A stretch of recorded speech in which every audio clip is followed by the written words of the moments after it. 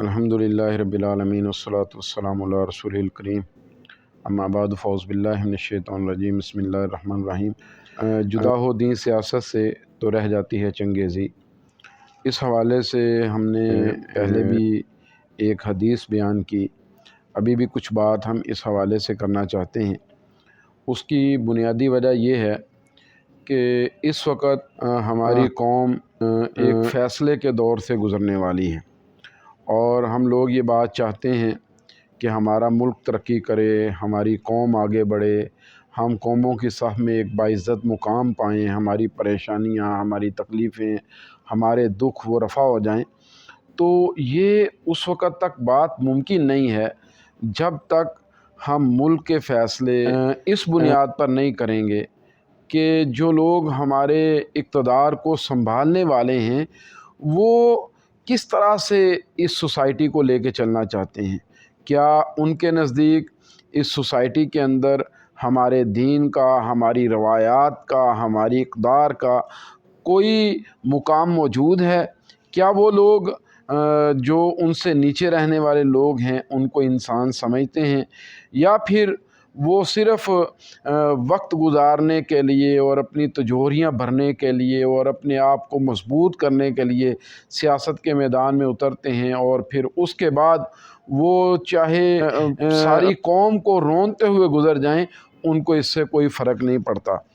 تو عزیز سامعین، اس حوالے سے ایک دوسری حدیث جو ہماری آنکھوں کے سامنے سے گزری ہے، ہم وہ آپ کے سامنے رکھنا چاہتے ہیں۔ رسول اللہ صلی اللہ علیہ وسلم نے ایک دن یہ بات ارشاد فرمائی کہ اس ذات کی قسم ہے جس کے قبضہ قدرت میں میری جان ہے، قیامت اس وقت تک نہیں آئے گی جب تک فحاشی اور بخل یہ عام نہ ہو جائے، فحاشی اور بخل یہ ظاہر نہ ہو جائے، یہ غالب نہ آ جائیں یہ چیزیں۔ پھر آپ نے فرمایا کہ یہ وقت ایسا وقت ہوگا جب امین کو خائن سمجھ لیا جائے گا اور خیانت کرنے والے کے حوالے امانت کر دی جائے گی، وعول ہلاک ہو جائیں گے اور طاغوت یہ غالب آ جائیں گے۔ تو صحابہ نے پوچھا، اللہ کے نبی یہ وعول کون ہیں اور یہ طاغوت کون ہیں؟ تو رسول اللہ صلی اللہ علیہ وسلم نے فرمایا، شرفاء، معزز لوگ یہ وعول ہیں، یہ ہلاک ہو جائیں گے، اور جو لوگوں کے قدموں کے نیچے رہنے والے تھے یا جن کی کوئی شناخت اور پہچان نہیں تھی یا جو کمینہ صفت لوگ تھے وہ معاشروں میں بڑے بن کے کھڑے ہو جائیں گے۔ اگر ہم اس حدیث کو دیکھیں تو یہ حدیث تین چیزیں ہمارے سامنے رکھ رہی ہیں جو ایک دوسرے کے آگے پیچھے ہی تقریباً چلی آتی ہیں۔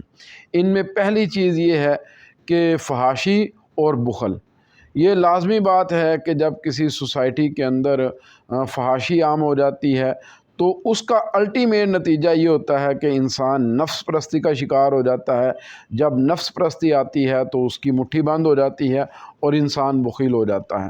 دوسری بات اس میں آپ نے یہ فرمائی کہ امین کو خائن سمجھ لیا جائے گا اور خیانت کرنے والے کے حوالے امانت کر دی جائے گی۔ تو یہ بات بھی طے شدہ ہے، جب فحاشی ہوگی، جب بخل ہوگا تو انسان پھر اپنے مفاد کی جنگ لڑے گا، اور مفاد کی جنگ ظاہر سی بات ہے امانت دار لوگوں کے ساتھ مل کے تو نہیں لڑی جا سکتی کہ بندہ امانت دار لوگوں کے ساتھ مل کے اپنے مفاد کی جنگ لڑے۔ یہ جنگ تو اسی وقت لڑی جا سکتی ہے جب خیانت کرنے والے لوگ اس کے اردا گرد ہوں گے، اور جو اپنے آپ جو لوگوں کے مال کو ہڑپ کر جانا، اس کو کھا جانا اپنے لیے برا نہیں سمجھتے ہوں گے، تو اس وقت پھر یہ بات اس کے لیے بہت آسان ہو جائے گی۔ تو نتیجہ یہ نکلے گا کہ انسانوں کی چوائس تبدیل ہو جائے گی، اور چوائس کیسے تبدیل ہوگی کہ وہ امانت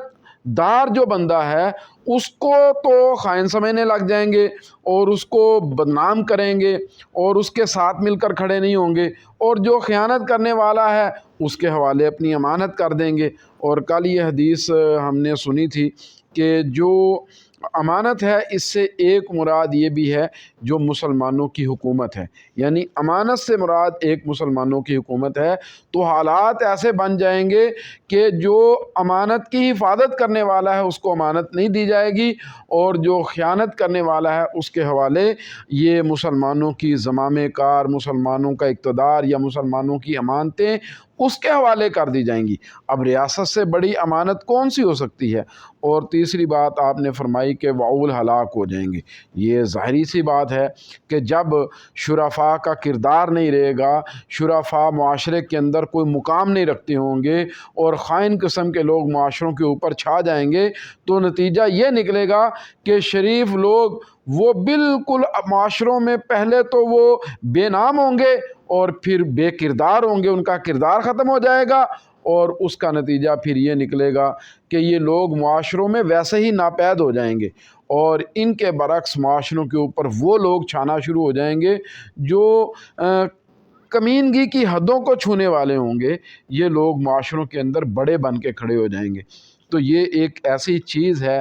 جس کو ہمیں بہت غور سے دیکھنا چاہیے، بہت توجہ کرنی چاہیے۔ سلسلہ الاحادیث صحیحہ میں علامہ البانی اس حدیث کو لے کر آئے ہیں۔ میں یہ بات سمجھتا ہوں کہ یہ حدیث ہمارے لیے ایک رہنما اصول ہے، ایک راہبری کرنے والی بات ہے۔ چونکہ ہم اس وقت سوسائٹی کے اندر اپنے آپ کو ایک کردار کے لیے تیار کر رہے ہیں اور معاشرے کے اندر ہر بندہ پریشان ہے، تو میں یہ سمجھتا ہوں کہ معاشرے کو اور سوسائٹی کو اور ریاست کو لے کے چلنے والی چیز سیاست ہوتی ہے۔